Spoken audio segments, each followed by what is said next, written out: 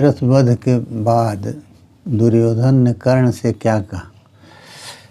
जयद्रथ का वध होने के पश्चात दुर्योधन को बड़ा कष्ट हुआ, क्योंकि वो उसकी एक बहन थे, उसी का वो पति था, सिंधु देश का राजा था। अभिमन्यु के वध में वो प्रधान रूप से कारण रहा, क्योंकि भगवान शंकर के वरदान से वो पांडवों के लिए अजेय था। अर्जुन को छोड़कर, अर्जुन के न रहने से उसने चक्रव्यूह के दिन उन सभी पांडवों को पराजित किया और केवल अभिमन्यु का पुत्र, अभिमन्यु ही अर्जुन के पुत्र के रूप में, अर्जुन मानव पुत्र के रूप में व्यूह में प्रवेश कर पाए। तो अभिमन्यु के वध में वो कारण बना, क्योंकि पांडव लोग अगर भीतर चले जाते तो अभिमन्यु का वध संभव नहीं था। ये तो बाद में दुर्योधन के प्रश्न के उत्तर पर जो कर्ण ने कहा है उससे भी समझ में आ जाएगा, क्योंकि दुर्योधन ने ये कहा है कि पांडव जो हैं वो अजेय हैं। तो उसने, दुर्योधन ने ये कहा कि देखो, द्रोणाचार्य ने वचन दिया था कि हम इसकी रक्षा करेंगे, इसके बाद भी उसका वध हुआ और आचार्य ने अर्जुन को युद्ध के व्यूह के भीतर जाने दिया, जिस व्यूह में जयद्रथ छिपा हुआ था। तो कर्ण ने कहा है कि देखिए, हम और आचार्य द्रोण और यहाँ तक कि तुम भी, तो सबने प्राण छोड़ के प्रयास किया, ऐसा पूरी शक्ति से प्रयास किया, फिर भी अर्जुन जो है वो विजयी हुआ। तो इसमें कोई आश्चर्य नहीं समझना चाहिए। यदि अर्जुन द्रोणाचार्य का अतिक्रमण करके और व्यूह में प्रवेश कर गया तो इसमें आचार्य का थोड़ा भी दोष नहीं है, क्योंकि अर्जुन जो है सर्वास्त्रविद है, सभी अस्त्रों को जानता है और उनके प्रयोग में चतुर है, दक्ष है, युवा है और सूर है। सूर है तो सूर माने श्रीणात इति सूर है, जो मारने में समर्थ है, तो वो सूर है।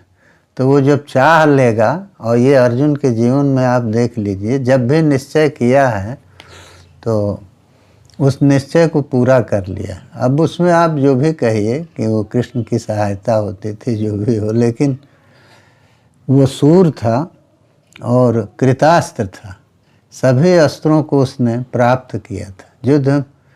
युद्ध में जो भी उपयोगी अस्त्र हैं वो उसके पास थे, और लघु विक्रम था वो, उस बहुत तेजी में विरुद्ध क्रमण कर सकता था। एक तो दोनों हाथों से वो प्रहार करता था और किसी भी दिशा में, और निशाना इतना अचूक था कि वो केवल बाँह को घुमा करके और मार देते थे। ये भूरिश्रवा के प्रसंग में हम देख चुके हैं, जबकि सात्यकी को मारने के लिए भूरिश्रवा की तलवार ऊपर उठती है और हाथ नीचे नहीं आ पाता, तब तक बाँह निकल जाती है। तो वो लघु विक्रम थे, और दूसरी बात दिव्यास्त्र से युक्त थे, दिव्यास्त्र उनके पास थे। तो दिव्यास्त्रों के बारे में हम आगे चर्चा करेंगे। दिव्यास्त्र का प्रयोग निष्फल नहीं होता, इसीलिए वो कहते हैं कि दिव्यास्त्र युक्त था। और उसमें रथ पर उसके हनुमान जी थे, वानर लक्षण जो था।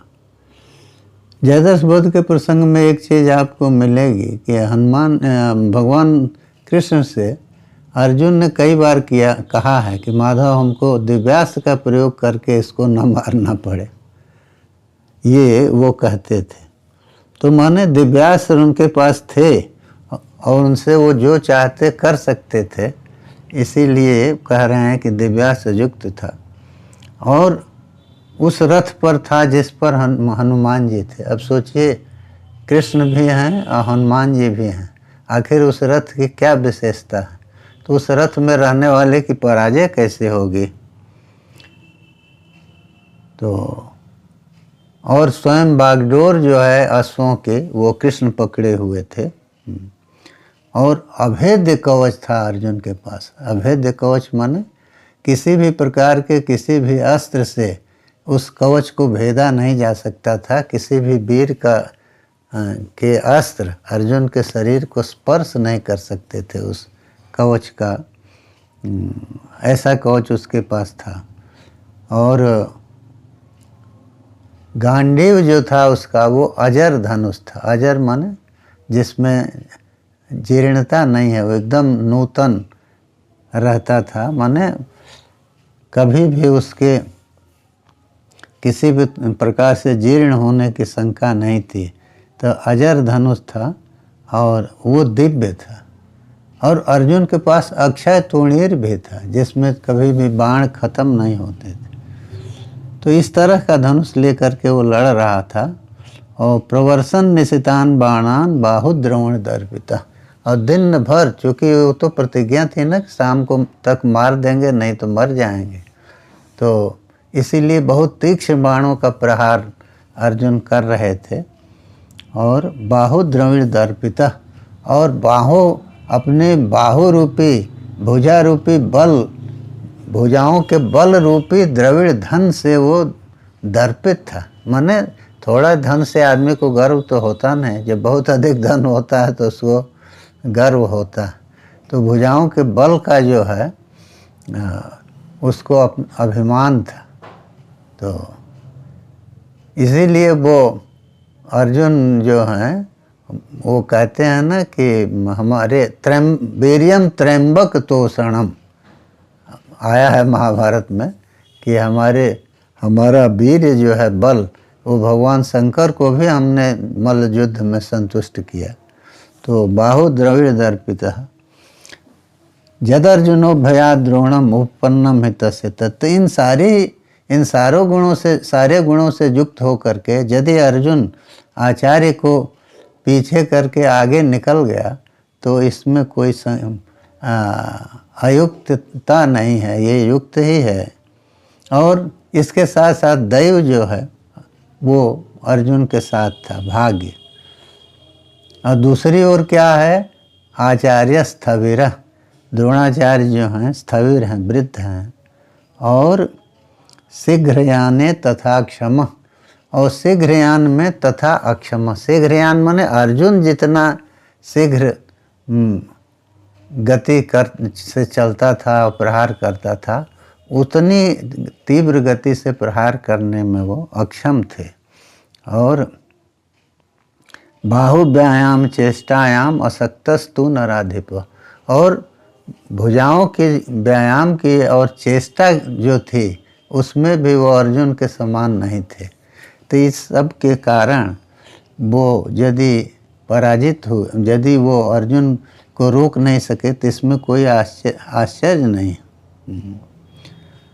सबसे बड़ी बात ये है, कहता है कर्ण, कि कृष्ण उनके सारथी थे अर्जुन के।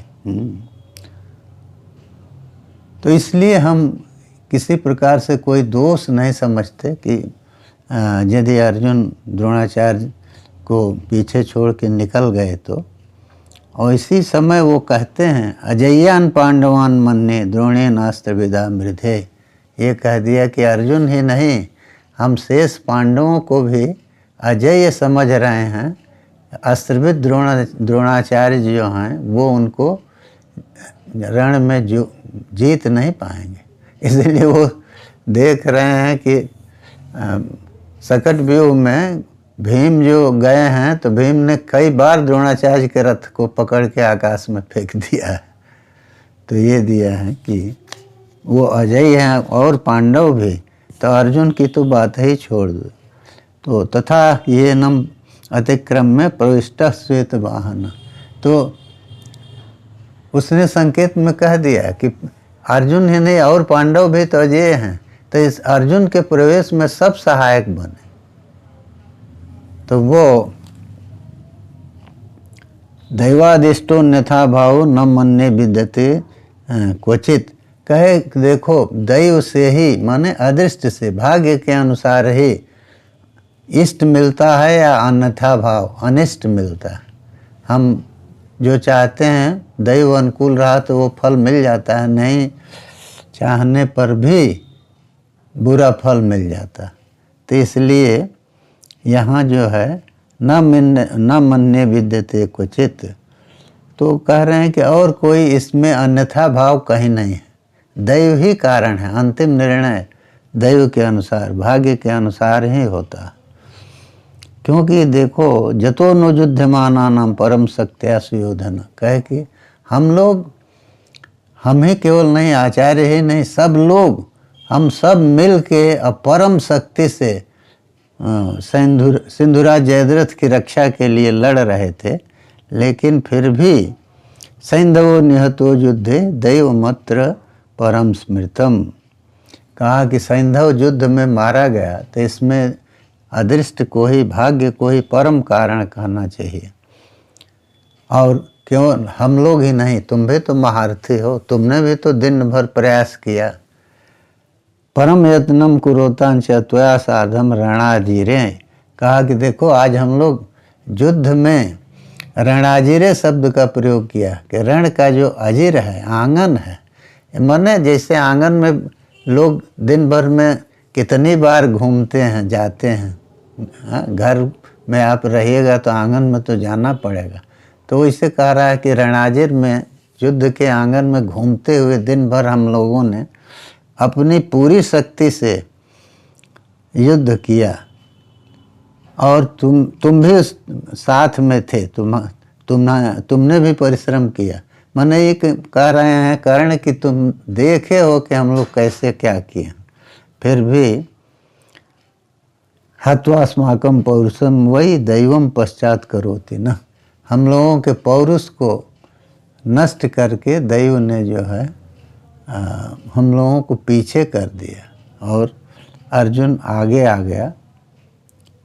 कहा कि देखो हम लोग बहुत ही यत्न किए और बड़े ही पौरुष से लड़े और निरंतर लड़ते रहे, विक्रम में कहीं कोई कमी नहीं हुई, लेकिन दैव बाधक था, उसमें अदृष्ट बाधक था, और अदृष्ट के बाधक होने पर, विपरीत होने पर कोई भी कर्म सफल नहीं होता। जो भी हम श्रम करते हैं, जो भी कर्म करते हैं, वो दैव के द्वारा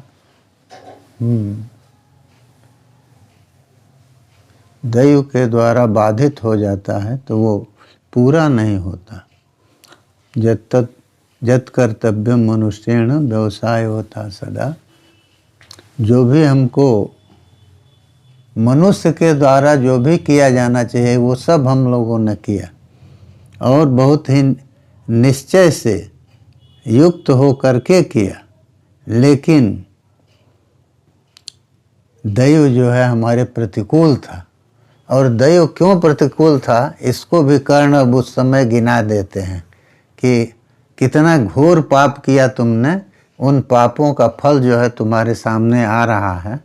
तो कहते हैं कि तुमने छल से पांडवों को धोखा दिया, भीम को विष दिया, विष पिलाया, लाक्षागृह में पांडवों को जलाया, और कपट दूत से पांडवों को पराजित किया, और राजनीति का सहारा लेकर के राजनीति में विपाश्रित्य प्रहिताश्चैव काननम, तो राजा की नीति क्या है? वही है दुष्ट नीति और धर्म नीति दो है। तो दुष्ट नीति वही है कि किसी भी तरह से विषेण व माधव माया व शत्रुर्वधम वेद विदो वदंती, तो तुमने माया के द्वारा पांडवों को वन में भेजा। परिताश्चैव काननम यत्नेन च कृतं तत्त दैवेन विनिपातित, तो कहा सब कुछ किया पांडवों को नष्ट करने के लिए, इस राज्य को पाने के लिए, लेकिन तुम्हारे सभी प्रयत्नों को दैव ने, पांडवों के भाग्य ने नष्ट कर दिया।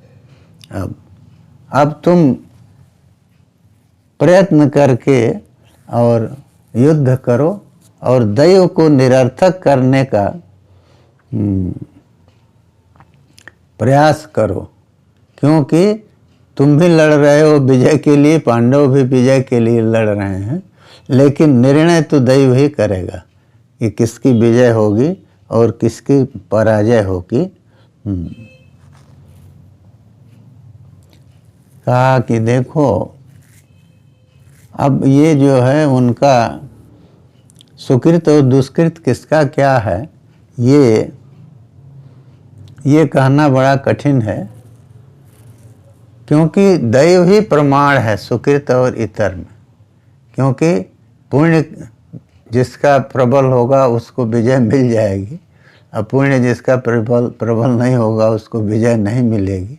इस तरह से घुमा के कर्ण ने कहा है।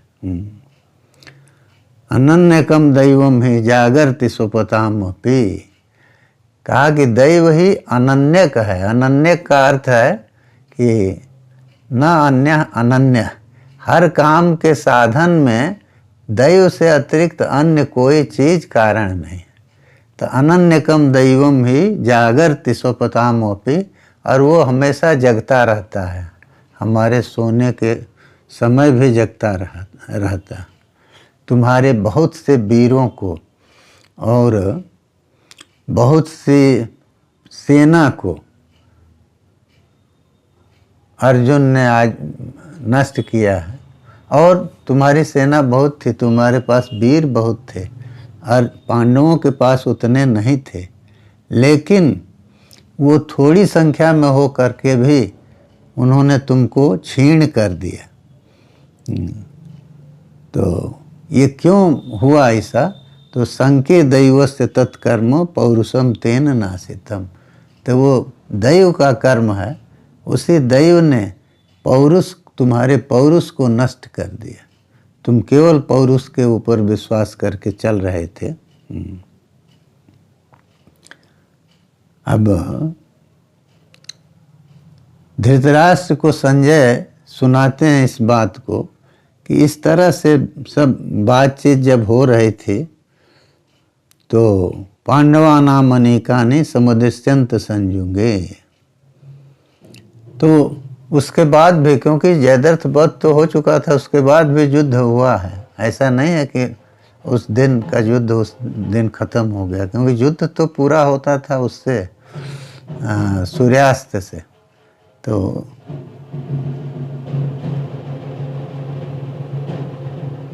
उसके बाद के युद्ध का फिर आगे वर्णन संजय जो है वो धृतराष्ट्र को सुनाते हैं।